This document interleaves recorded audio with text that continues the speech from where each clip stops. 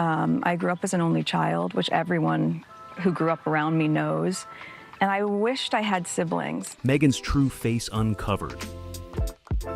We've seen much different faces of Meghan Markle, but now we know her true face. Royalty has never seen such a disgrace in the history of the British monarchy. What you are about to hear is without a doubt the last thing you would ever want to hear. Join us as we dive deep into the latest shocking developments involving the well-known narcissistic former actress and her offensively shameful treatment of her own family. This is, just like you might already have anticipated, the Duchess of the British royalty and extended family, Meghan Markle, and the alarming behavior she showed towards Samantha, her wheelchair-bound sister. In all the years covering royal news, there has never been seen anything quite like this. You want to stick around to the very end to see what is happening. Meghan Markle, the Duchess of Sussex, and her half-sister, Samantha Markle, have a relationship marked by tension and public disputes. Born 17 years apart, the two women share the same father, Thomas Markle Sr., but grew up in vastly different circumstances. Meghan, raised primarily by her mother,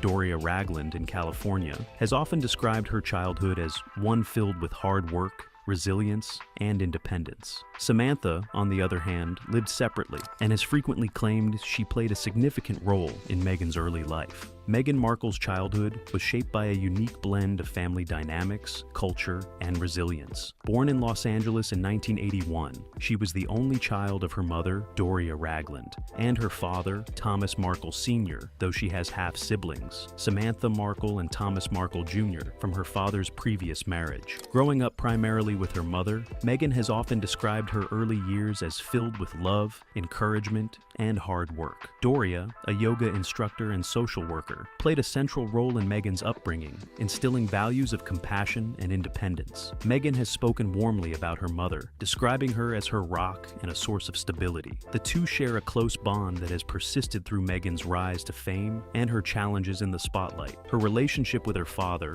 Thomas Sr., was more complicated. Thomas, a Hollywood lighting director, was an influential figure in Meghan's early life, exposing her to the entertainment industry and funding her private school education. However, their bond grew strained in later years, particularly after his public fallout with Meghan, ahead of her wedding to Prince Harry. As for her half-siblings, Samantha and Thomas Jr., Meghan has said that they were largely absent during her formative years. In her 2021 interview with Oprah Winfrey, Meghan clarified, "I grew up as an only child," emphasizing the lack of a close relationship with her father's other children. Samantha, however, disputes this characterization, claiming she played a significant role in Meghan's early life, a narrative that Meghan has consistently denied. Meghan's childhood experiences seem to have shaped her fiercely independent spirit and determination to forge her path. While Samantha and other family members argue that Meghan downplays her family's contributions, Meghan's narrative centers on the strength she drew from her challenges, the guidance of her mother, and her focus on self-reliance. This contrast in perspectives has fueled much of the public fascination with her story and the Markle family dynamics. Their relationship took a public turn when Meghan's romance with Prince Harry came to light. Samantha, a former actress and author, began making critical statements about Meghan in media interviews, accusing her of neglecting their father and fabricating parts of her life story.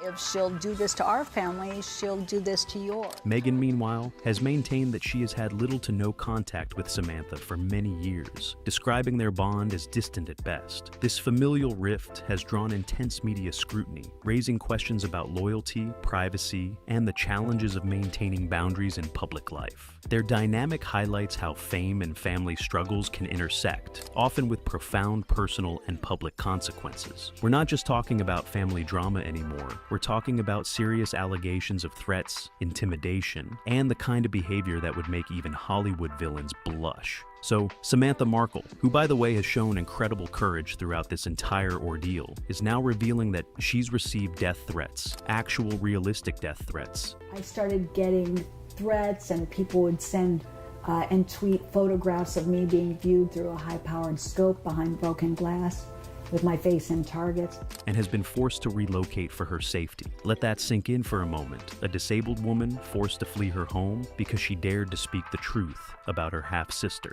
I moved from Florida to Virginia, and then the same thing happened in Virginia. They were sharing my address and asking me if it sounded familiar. Now, my loyal viewers, you know, I've always said there was something not quite right about the way Little Miss Monato presented her family story. It is without a doubt not hidden from speculation how she played the victim card in that Oprah interview, claiming she barely knew her sister and painting this picture of being this poor, isolated child, when in reality, there are photographs, yes, actual photographs of her with Samantha at various stages of her life. The story continues to be more sinister with every break of realization. Samantha's legal team, led by attorney Peter Tickton, is now bringing this case to the 11th Circuit Court of Appeal. This second evaluation of the initial dismissal of the case simply doesn't add up when you look at the evidence. The documentary segment featuring Christopher Boozy, who's clearly in the Sussex camp, goes on camera to essentially paint targets on the backs of middle-aged Caucasian women and housewives. The prejudice and discrimination in that statement alone are staggering. But to your wildest surprise, this does not end here. Meghan's lawyers are trying to hide behind the First Amendment, claiming her comments about Samantha were just opinions. But when those opinions lead to death threats and forced relocation, those so-called opinions destroy a person's reputation and put their life at risk, then this gets way too serious for publicity. The strained relationship between Meghan Markle and her half-sister, Samantha Markle, is shaped by starkly contrasting narratives about their shared past. Meghan has consistently portrayed herself as someone who carved her own path, emphasizing a childhood marked by independence and hard work. In her interviews, Meghan has described growing up as an only child in Los Angeles, primarily raised by her mother, Doria Ragland. This depiction paints a picture of a woman who relied on self-determination to navigate her way to success, from her education at Northwestern University to her acting career and eventual transition into royal life. Samantha, however, tells a very different story. 17 years of Meghan Sr., she has repeatedly claimed that she played a significant role in Meghan's upbringing during their earlier years. According to Samantha, she and Meghan shared meaningful times during Meghan's childhood, and she has suggested that she was not only present but a guiding figure in Meghan's life. Samantha has expressed frustration over Meghan's portrayal of their relationship, arguing that her half-sister has minimized their bond to fit a carefully crafted narrative of overcoming adversity on her own. These conflicting accounts became more pronounced as Meghan rose to global fame. Samantha alleges that Meghan received ample support from the Markle family, including financial help from their father, Thomas Markle Sr., during her education and early acting career.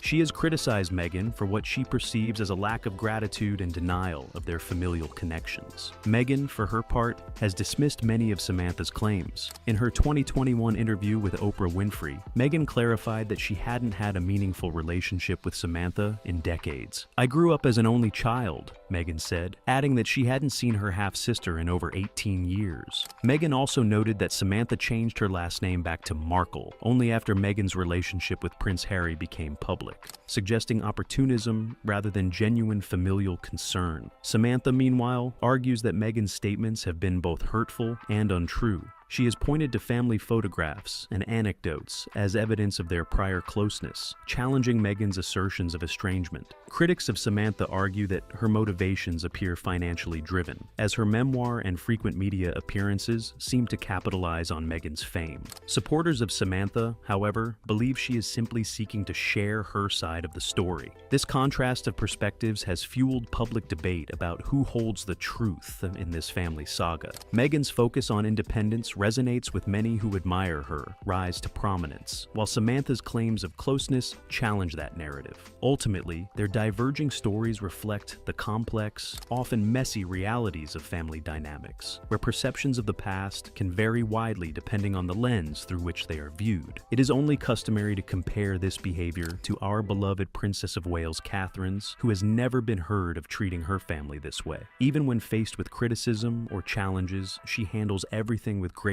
and dignity, which would be the most sensible thing to do for one in the eye of the public for references of compassion and soft-heartedness, let alone a royalty of England. She brings her family closer, supports them, protects them. She doesn't throw them under the bus for any sort of fame-based egoistic lust for vanity. But as for the erratically complicated Duchess of Britain, this is a different story. The event when she enormously defamed her poor sister Samantha in the Netflix documentary. In the above-mentioned documentary, where Meghan exploited her sister Samantha's innocent name, it is visible to the naked eye of the common person that the way they portrayed Samantha was nothing short of character assassination and was deeply ulcerating. They painted this picture of her as some kind of hate-mongering troll, when in reality, as her lawyer points out, she has never used offensive language, never incited violence, and never engaged in the kind of behavior they're accusing her of. Just when Samantha reportedly has evidence that could expose Meghan's true nature, suddenly she's facing an intensified campaign of harassment and intimidation.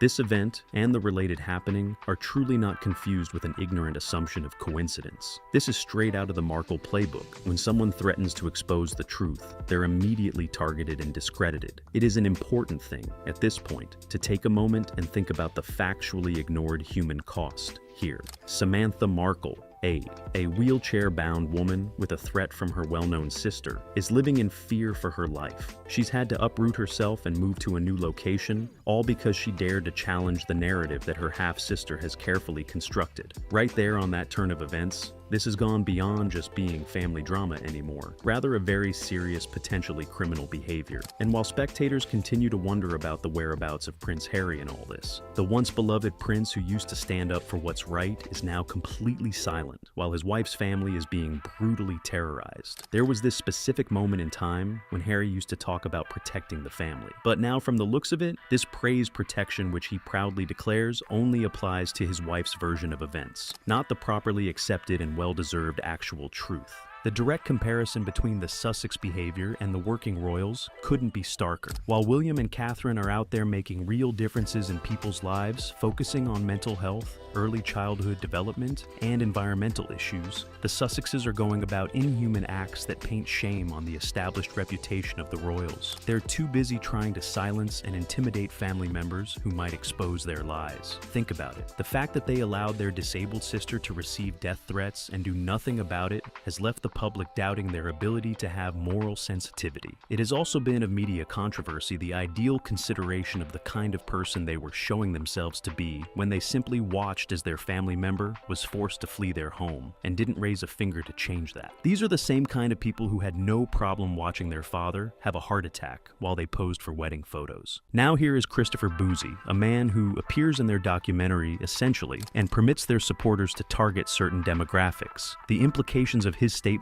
are dangerous and irresponsible, but of course, this fits perfectly with their narrative. Anyone who criticizes them must be part of some coordinated hate campaign, right or wrong.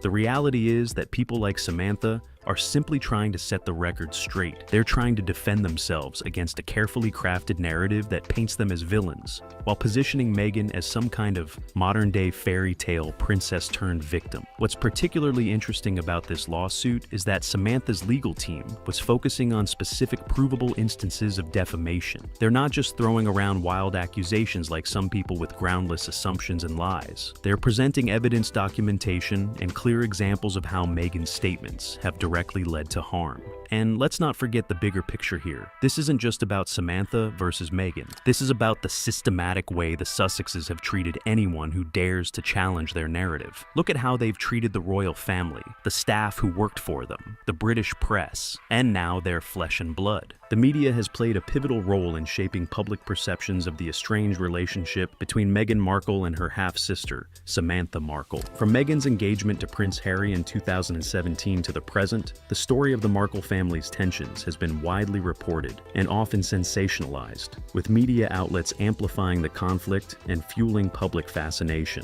Tabloids in particular have highlighted Samantha's criticisms of Meghan, frequently publishing her accusations of ingratitude and familial neglect. Samantha's interviews, where she called Meghan selfish and accused her of abandoning their father, Thomas Markle Sr., became tabloid fodder. These sensational headlines often overshadowed Meghan's more measured responses, which focused on estrangement and the boundaries she has set to protect her mental health. Social media has further amplified the feud. Samantha, an active user of platforms like Twitter, often shares opinions and allegations about Meghan, garnering both support and backlash. Her posts are dissected by online communities, some of whom side with her narrative, while others vehemently defend Meghan. The resulting discourse has made the estrangement not only a family issue, but also a battleground for public opinion, where fans and critics alike scrutinize every word and action. Meghan, meanwhile, has mostly refrained from engaging directly with the media or online commentary about her family. Her strategy has been to limit discussions about her personal life to carefully chosen platforms, such as her 2021 interview with Oprah Winfrey. In that interview, Meghan addressed her family dynamics briefly, expressing sadness about her father and denying any close relationship with Samantha. This approach reflects Meghan's preference for privacy and her focus on controlling the narrative around her life. However, her silence on certain details has also left room for speculation, which the media eagerly fills. One key factor in the media's portrayal of the feud is its tendency to cast Samantha as an outspoken critic and Meghan as a distant royal figure. This dichotomy has generated a polarized public response. Some see Samantha as a jealous, opportunistic relative, leveraging her sister's fame for attention and financial gain. Others view her as a marginalized family member, attempting to reclaim her voice in the shadow of Meghan's global influence. The broader public perception of Meghan and Samantha has also been shaped by societal biases. Meghan's position as a biracial woman in the British royal family brought unprecedented scrutiny, with some media outlets portraying her as ungrateful or difficult. These narratives often intersected with coverage of her family, creating a larger narrative about Meghan as someone allegedly estranged from her roots. Critics argue that the media disproportionately framed Meghan as the antagonist in her family disputes, while giving Samantha a platform to air grievances without challenging her credibility. On the other hand, Samantha's persistent engagement with the media has raised questions about her motivations. Her decision to write a memoir and participate in numerous interviews has led some to question whether her criticisms are rooted in personal hurt or an effort to profit from Meghan's fame. This perception has influenced how some audiences view her claims, with many dismissing her as opportunistic and vindictive. The public's interpretation of this family drama also reflects broader cultural themes, such as the allure of royal gossip, the complexities of family estrangement, and the role of personal boundaries. Meghan's approach, prioritizing her mental health and redefining family relationships, resonates with those who champion self-care and autonomy. Conversely, Samantha's narrative appeals to those who value traditional family loyalty and accountability. Ultimately, the media's coverage has intensified the Markle family rift, transforming a private matter into a public spectacle. The impact of this coverage highlights the power of narratives in shaping public opinion, leaving the truth of their relationship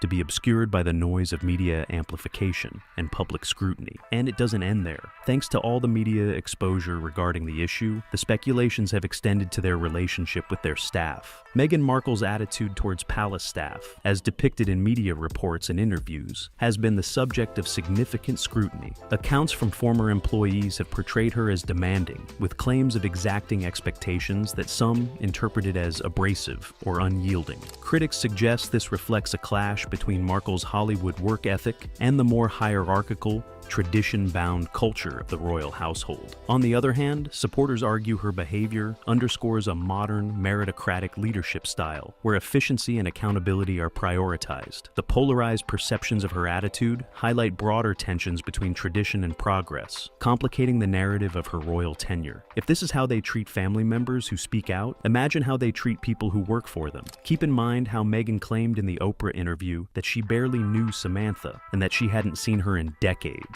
Well, those claims are being thoroughly challenged now, just like so many other claims from that interview have been challenged and proven false. The Netflix documentary was supposed to be their chance to tell their truth. But whose truth are we really seeing from what is boldly seen? It looks like we're seeing a carefully constructed narrative designed to silence and discredit anyone who might challenge it. It was evident in all those bullying allegations from palace staff were starting to make a lot more sense now that things are out in the open. What's particularly disturbing is the pattern pattern being seen. First, they make allegations or statements about someone, and then they attack that person massively. Then when that person tries to defend themselves, they're painted as the aggressor. This, in all its disturbing appearances, is gaslighting on an industrial scale. Comparing this to how King Charles handled the situation, when, despite all the accusations and attacks from Harry and Meghan, he still extended olive branches of good-heartedness. He still mentions his love for his son in speeches. He still tries to keep the door open for reconciliation. That now is real class and also real leadership. Queen Camilla has been attacked repeatedly in Harry's book and through various Sussex sources, yet she maintains her dignity and focuses on her duties. She doesn't send lawyers after people or try to silence critics. She lets her work speak for itself. What is particularly interesting about the timing of all this is that just as William and Catherine are launching major initiatives and doing incredible work, suddenly we have all this drama erupting again. Much like clockwork, whenever the working royals are making positive headlines, something always seems to happen to try and overshadow it. The truth has a way of coming out, and it seems like Samantha Markle has some truth bombs ready to drop. The abrupt launching of such an intense campaign to discredit her somehow entails these insightful assumptions. These people sent their lawyers to argue that calling someone a liar and a fame seeker is just a protected opinion under the First Amendment. The same person who preaches about kindness and compassion while watching their disabled sister receive death threats. And even more, a mystery to speculation is the whereabouts of those Hollywood friends when it all goes down in the palace. It is a shame how quiet they have become as more and more of the truth emerges. This whole situation shows the difference between real royalty and people who just want to play at being royal. William and Catherine would never treat the family this way. They understand that being royal is about service dignity, about bringing people together, not tearing them apart. The fact that Samantha has had to relocate for her safety should be making headlines worldwide.